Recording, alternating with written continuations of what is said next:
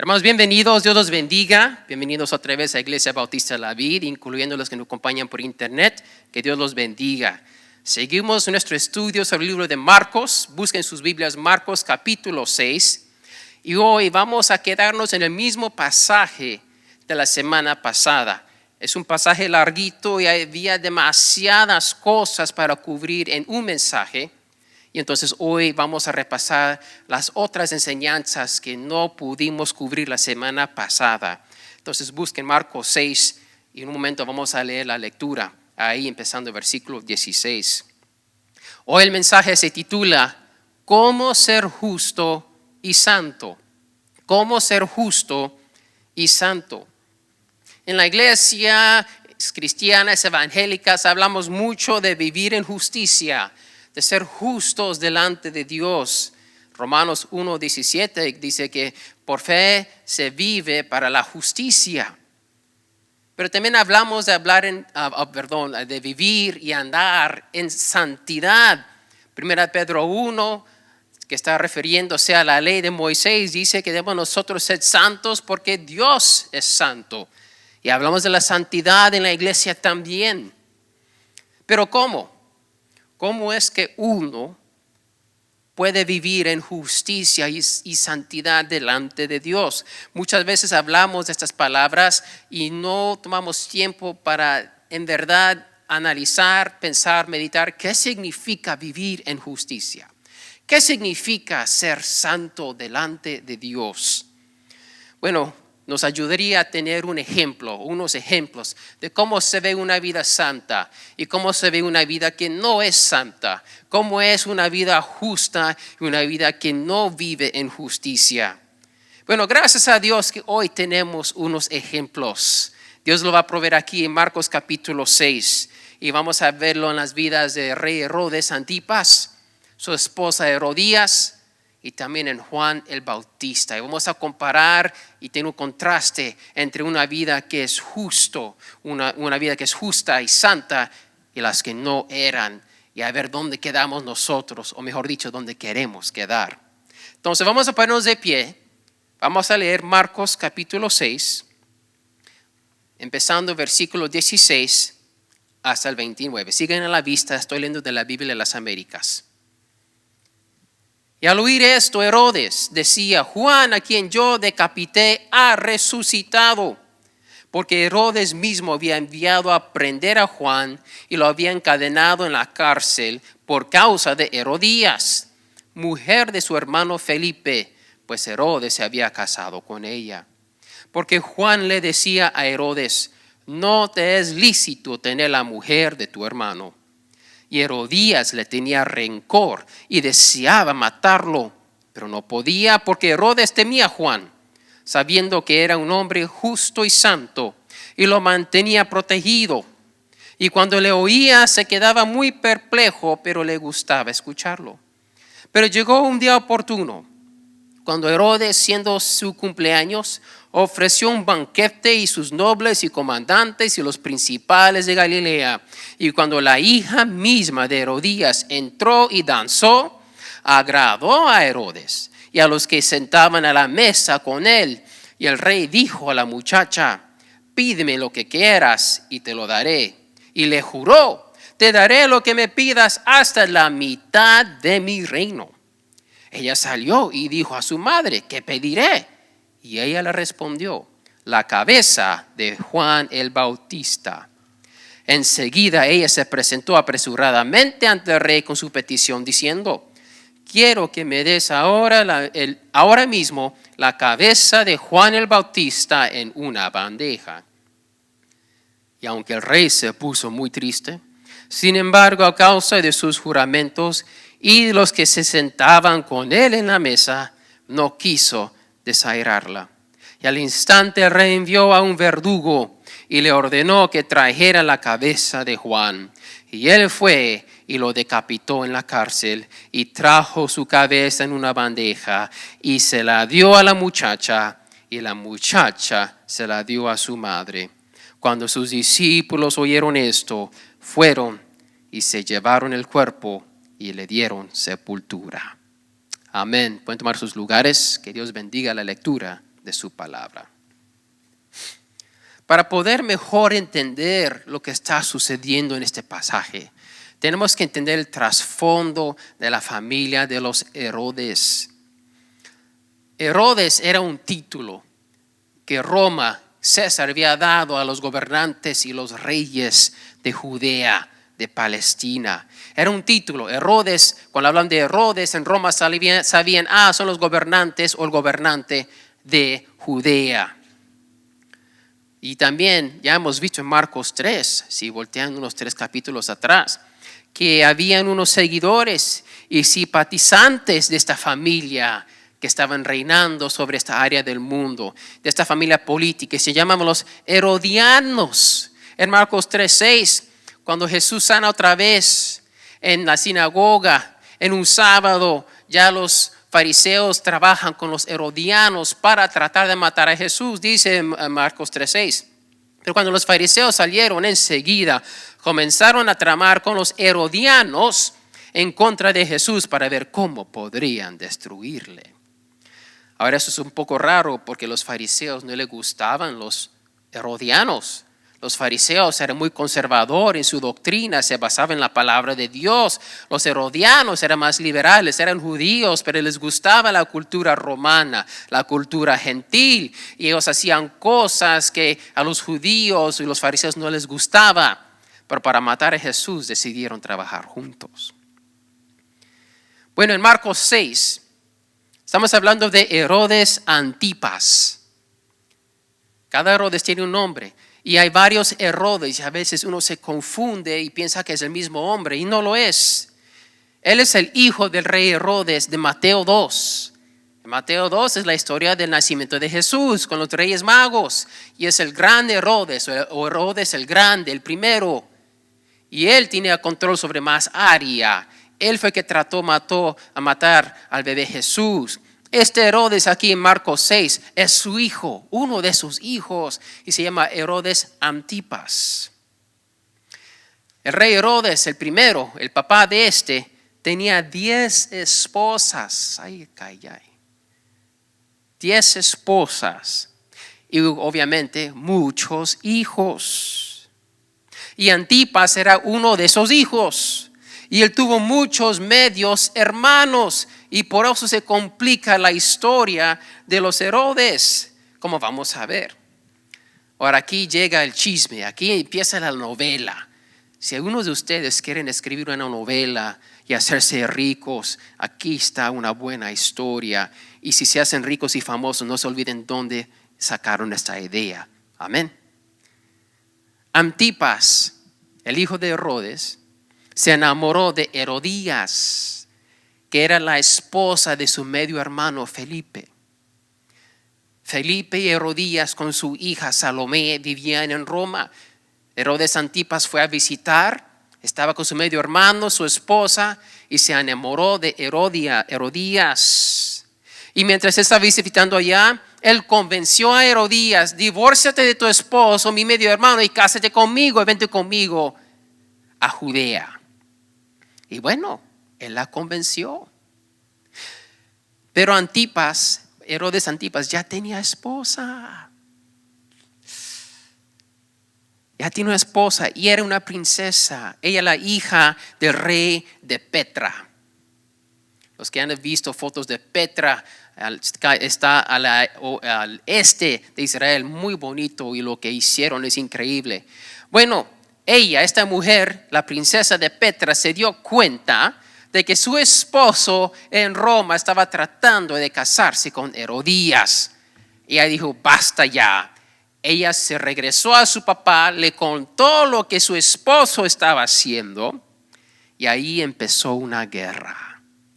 El rey de Petra, por la traición de Herodes Antipas, peleó contra Antipas y Herodes perdió esa guerra. Bueno, por esa pérdida no era solamente el nombre de Herodes Antipas, era el nombre de Roma, porque él era un rey romano. Y entonces Roma mandó 2 legiones de soldados para pelear contra Petra y mostrar al mundo que nadie le gana a Roma. Pero algo sucedió mientras estaban en camino estas 2 legiones. El César murió y entró uno nuevo y se deshizo ese plan de venganza contra Petra. Y Herodes Antipas se quedó con esa vergüenza de haber perdido contra Petra. Ahora, eso es mucha historia, pero van a ver por qué es importante. Esta es la historia de Herodes Antipas. Ahora sobre Herodías. Ella era la nieta del Herodes el Grande. Era su nieta. Y a la misma vez era la sobrina de Antipas, porque era la hija de uno de sus medios hermanos. Entonces, Antipas se casó con su sobrina. ¿Se imaginan? Pero por la ley judía, y estos herodianos eran judíos, ella no se podía divorciar de su esposo Felipe. Pero ¿sabes qué? Como ella era también una ciudadana romana, ella se divorció por la ley romana. Ella decidió ser romana en vez de judía para poder deshacerse de su esposo y casarse con Antipas. Una nota aquí, ¿no? El que quiere pecar siempre encuentra la manera de justificarse. Si Dios dice que no, sí, pero acá dice que sí y me voy por acá. Bueno, la hija de Herodías, que es la hija de Felipe, el medio hermano de Antipas, se vino con ella. Y los documentos dicen que su nombre era Salomé. No lo dice en la Biblia, pero otros documentos que dicen la misma historia se llamaba Salomé. Esta es la muchacha que danzó enfrente de Antipas. Ella es la hija de su sobrina con quien se casó, pero también es su sobrina porque es la hija de su medio hermano. Qué complicada está la cosa. Y ven qué tan horrible también es que este hombre ve a su sobrina danzar de una manera que vamos a ver que no fue apropiado. Y por eso, cuando llegamos ahora a Marcos 6:18, y Herodías le tenía rencor y deseaba matar a Juan el Bautista. ¿Por qué? Porque Juan le decía a Herodes: no te es lícito tener la mujer de tu hermano. Herodes, estás en pecado. Herodes, estás mal. Esta mujer no debe ser tu esposa. La tienes que regresar a tu hermano y regresar con tu esposa que despachaste allá a Petra. Herodes no hizo nada, pero su esposa ahora Herodías no le gustó ni un pelito Juan el Bautista. Herodías lo detesta y esto fue un escándalo.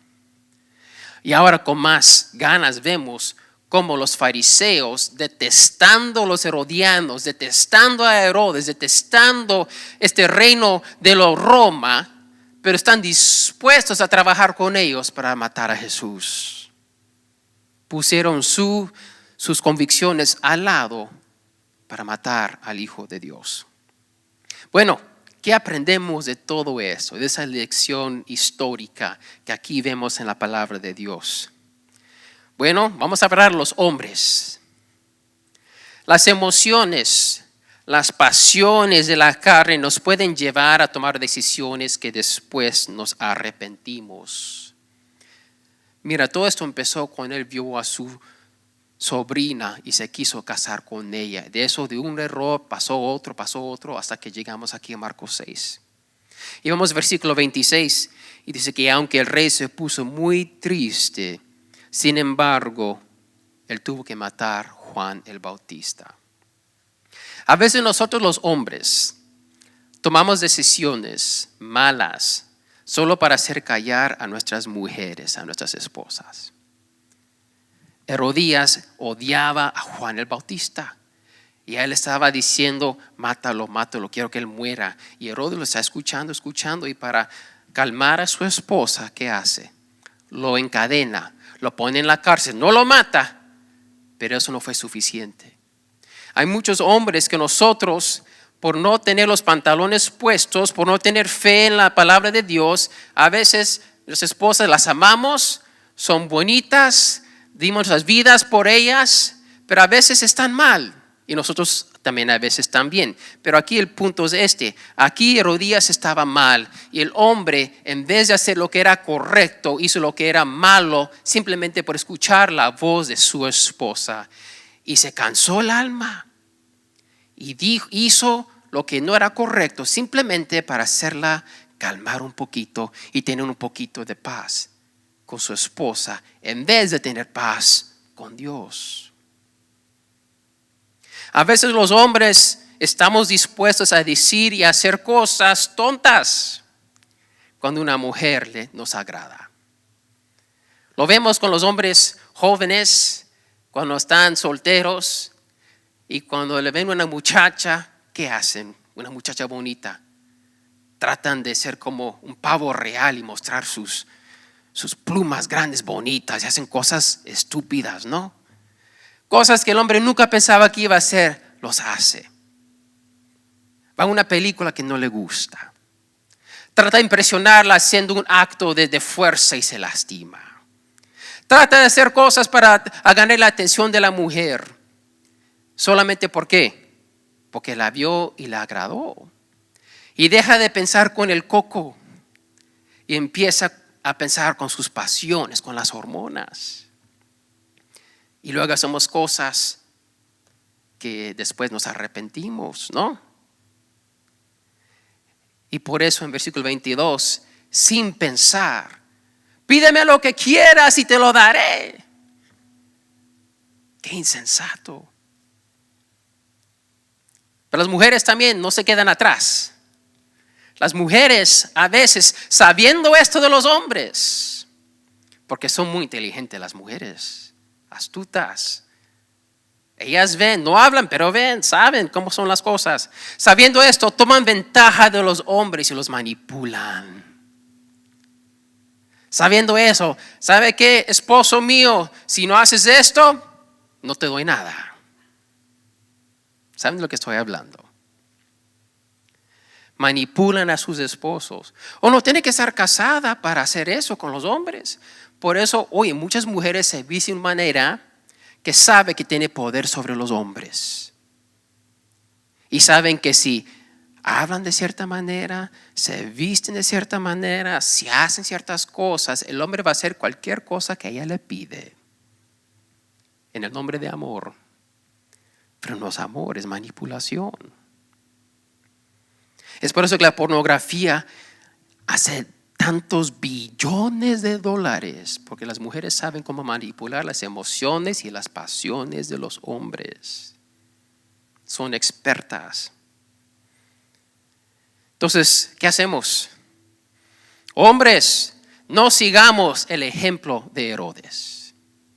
No sigamos, eso es un mal ejemplo. Complacer a la mujer haciendo algo malo para mantener la paz no es la manera de honrar a Dios. No es la manera de caminar en justicia, en santidad delante de Dios. Es complacer a la mujer en vez de a Dios.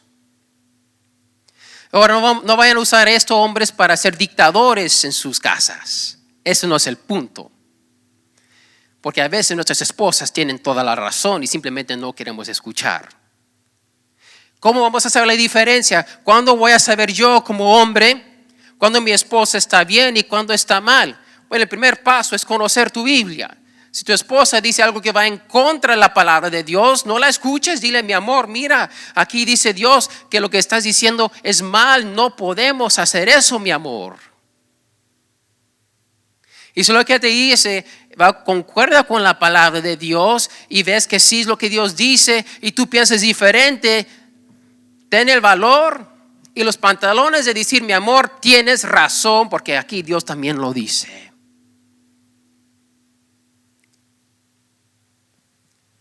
Hombres, tenemos que dejar que nuestra carne dicte nuestras acciones. Dejar que nuestras emociones tomen control de nuestra voluntad. Mira Herodes con esta muchacha.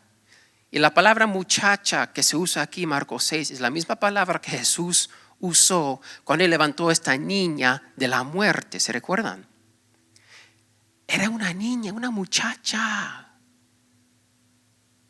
Qué cosa horrible que estaba sucediendo en esta familia. Busquemos Efesios capítulo 5. En sus Biblias, Efesios capítulo 5. En vez de nosotros dejar que nuestras pasiones nos controlen. Debemos dejar que el Espíritu Santo tome el control de nuestras vidas. Efesios 5:15 en adelante dice así la palabra de Dios. Por tanto, tened cuidado cómo andáis, no como insensatos, sino como sabios, aprovechando bien el tiempo porque los días son malos. Así pues, no seáis necios, ignorantes, sino entended cuál es la voluntad del Señor. Y no nos embraguéis con vino en el cual hay disolución, sino sed llenos del Espíritu, hablando entre vosotros con salmos, himnos y cantos espirituales, cantando y alabando con vuestro corazón al Señor, dando siempre gracias por todo en el nombre de nuestro Señor Jesucristo a Dios el Padre, sometiéndoos unos a otros en el temor de Cristo. Es el Espíritu Santo que tiene que controlar nuestras vidas. No lo que sentimos, no lo que deseamos con el cuerpo y la carne, sino el Espíritu de Dios nos debe de controlar. ¿Quién está en control de tus acciones? Si uno en verdad toma tiempo de, ¿por qué hice lo que hice? ¿Por qué hago lo que hago? Y le preguntas a Dios, muéstrame mi motivación. Dios te va a mostrar. Pero prepárate por la respuesta. Porque a veces pensamos que estamos en el bien, que estamos honrando a Dios, que estamos santos y justos delante de Dios. Y Dios nos muestra, ahora que me pediste, si estás escuchando, te voy a decir que no es así. Se lo digo porque yo lo he experimentado varias veces en mi vida. Que yo pienso que ando caminando en santidad. Yo siento que estoy justo delante de Dios. Y cuando tomo tiempo de orar y pedirle a Dios, Dios, muéstrame mi corazón. Y Él me lo muestra, me quedo asustado. Me quedo triste. Y digo, ay Señor, ¿y ahora qué? Nunca di sí sin saber a lo que estás diciendo sí. Herodes ofreció algo, dijo sí, lo que tú quieras, claro que sí. Él ni sabía lo que estaba ofreciendo. No ofrezcas nada sin saber lo que te va a costar. Que tu sí sea sí y tu no sea no, dice Jesús en Mateo 5:37. No puedes decir sí si no sabes lo que es. Y si dices que sí sin saber, te haces esclavo a tu ignorancia y te va a costar más de lo que pensabas. Nunca firmes un contrato sin saber lo que estás firmando. Nunca digas sí a tu hijo o tu hija y después tienes que romper tu promesa. No digas sí a tu esposo o tu esposa si no se va a poder. Tenemos que nuestro sí sea sí, nuestro no sea no. Está bien decir, ¿sabes qué? Me gustaría hacer eso, dame tiempo de pensarlo. Dame tiempo de orar y ver si lo puedo hacer. Nunca des un sí sin saber. Toma la decisión en tu tiempo con mucha oración y calma. No en la hora en que la persona quiere que sea que te está presionando. Tenemos que aprender a decir, ¿sabes qué? No sé. ¿Sabes qué? Déjame pensarlo. Oh, cómo te ganan cuando dicen, si firmas hoy vas a recibir esto y esto y el otro y parece ser la mejor oferta del mundo. No lo es. Porque saben que si firmas ahora ellos salen adelante y tú pierdes porque ni sabes por qué estás diciendo sí. Mujeres, no sigan el ejemplo de Herodías. No detesten la verdad cuando alguien te lo dice. Oh, qué tan difícil es escuchar la verdad. Cuando Herodías escuchó la verdad de Juan el Bautista, ¿qué dice la palabra de Dios? Dice, Herodías le tenía rencor y deseaba matarlo. ¿Cuántas veces has matado a tu esposo cuando te dice la verdad en tu corazón? ¿Cuántas veces has matado a tu mejor amiga, un hermano, una hermana de la iglesia cuando te dice la verdad y lo has matado en tu corazón porque me dijo eso y no es verdad, pero sí fue verdad? Jesús dijo en Juan 8:32, y conoceréis la verdad y la verdad os hará libres. Hermanas, cuando viven en mentira, cuando viven en la oscuridad, no son libres. Y cuando llega la luz, un rayo de luz y te pega en el ojo, te duele y cala y no quieres y dices no. Pero si abres los ojos y deja que esa luz penetre tu corazón, Dios te va a librar de esa mentira. Él va a te librar de esa prisión. Tienes que aceptar la verdad aunque duela. Y si tú abrazas esa verdad, te va a hacer libre. Mujer, no manipules el apetito sexual de tu esposo. El matrimonio es sagrado, es divino, es santo delante de Dios. Dice la palabra de Dios que tu cuerpo, mujer, ya no te pertenece a ti, pertenece a tu esposo.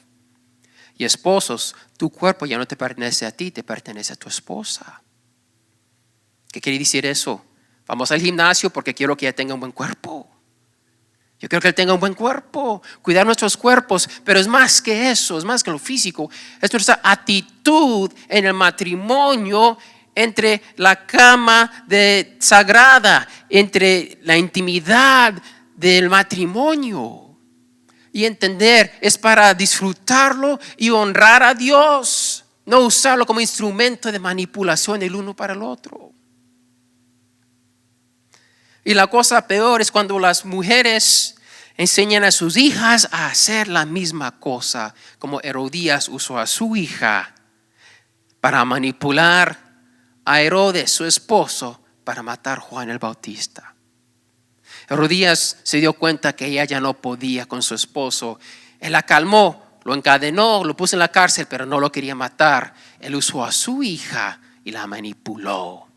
Él enseñó a su hija: lo que cuentas, lo que tú haces con tu cuerpo, como el hombre te vea como un objeto sexual en vez de una señorita. Y muchos hoy en día, wow, lo que se ponen las muchachitas hoy en día. Los shorts ya casi son como ropa interior. Y las blusas ya no dejan nada a la imaginación. Y las mamás dejan que las muchachitas salgan así. Está enseñando que su cuerpo se puede usar de cualquier manera que ellas quieren en vez de honrar a Dios. Y esto es contracultural, ¿no? Esto va en contra de lo que se ve en la televisión, lo que sus amigos, amigas hacen y lo que ven. Y si se viste de una manera modestamente, le van a llamar nombres y decir: no, hombre, esa cristiana, esa familia anticuada. Pero llegamos al punto final. Necesitamos obedecer la palabra de Dios aun cuando hacerlo no se siente bien. ¿Qué nos va a guiar? Lo que el mundo dice. ¿Queremos ser aceptados por los que están en contra de Dios, en rebelión contra Dios? ¿O queremos nosotros vivir una vida recta, justa y santa delante de Dios? Por eso Herodes se casó con Herodías. Él hizo lo que se sintió bien. Él tenía a su esposa, una princesa de otro rey. Pero él decidió casarse con Herodías. Él hizo lo que le se sintió bien, lo que sintió en su carne, en vez de lo que Dios decía en su palabra. Herodías, entendiendo que era pecado, ella decidió: ¿sabes qué? Me siento bien en este pecado, voy a callar a Juan el Bautista y voy a usar a mi hija como instrumento de manipulación para lograr eso, porque me siento bien en este pecado. Pero Juan el Bautista, él confrontó a Herodes con la verdad. Él dijo: eso no es correcto. Quizás en Roma lo aceptan. Quizás aquí los herodianos lo aceptaron. Quizás los fariseos quieren trabajar contigo y ellos lo aceptan y se tapan los ojos para no ver ese pecado. Pero Dios no lo acepta. Es pecado. No es lícito. Y puso el dedo en la llaga. En Lucas 7:28 dice Jesús: sobre Juan el Bautista.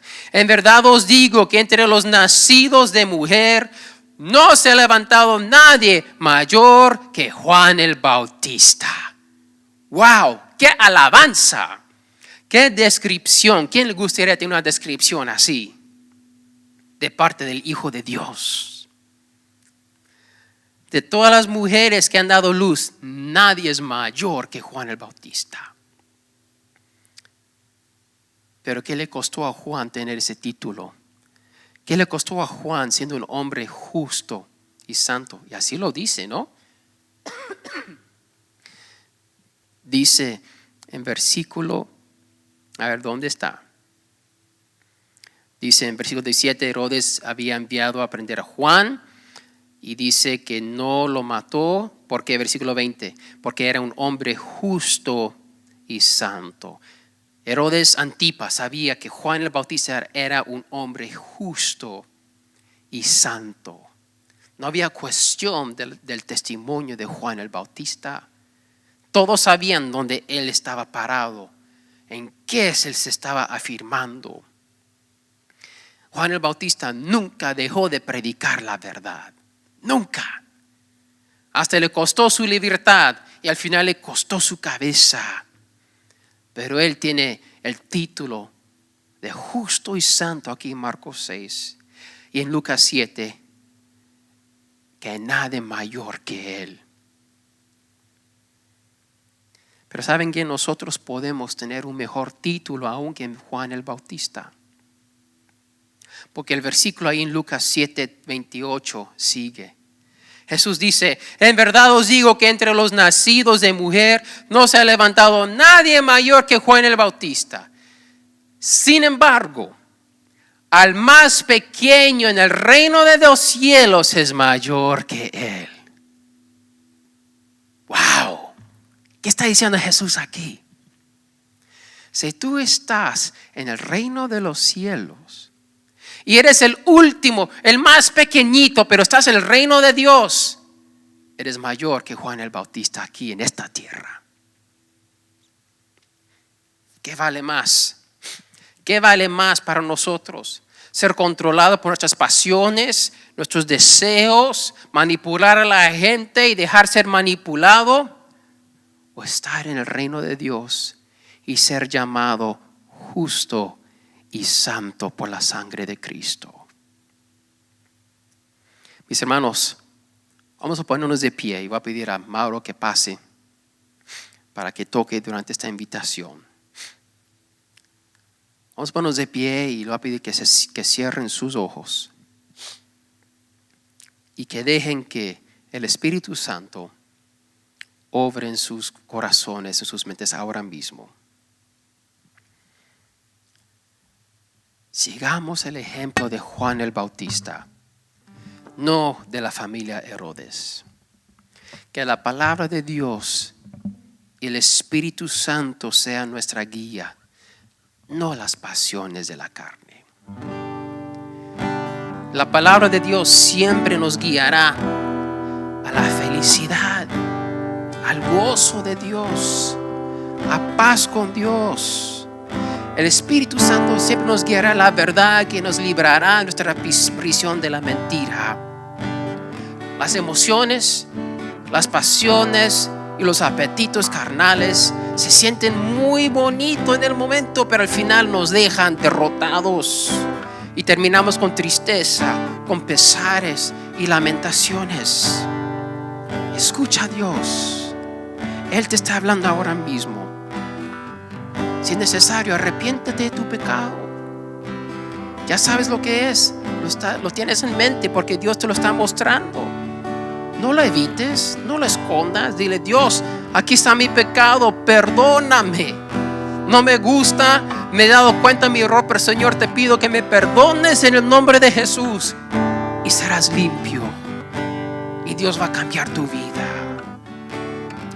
Romanos 1:17 dice, mas el justo por fe vivirá.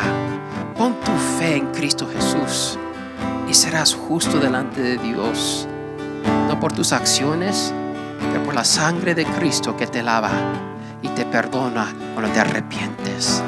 Y empieza una vida nueva. Empieza la segunda oportunidad en esta vida. Sigue a Jesús y tendrás todo lo que tu corazón desea.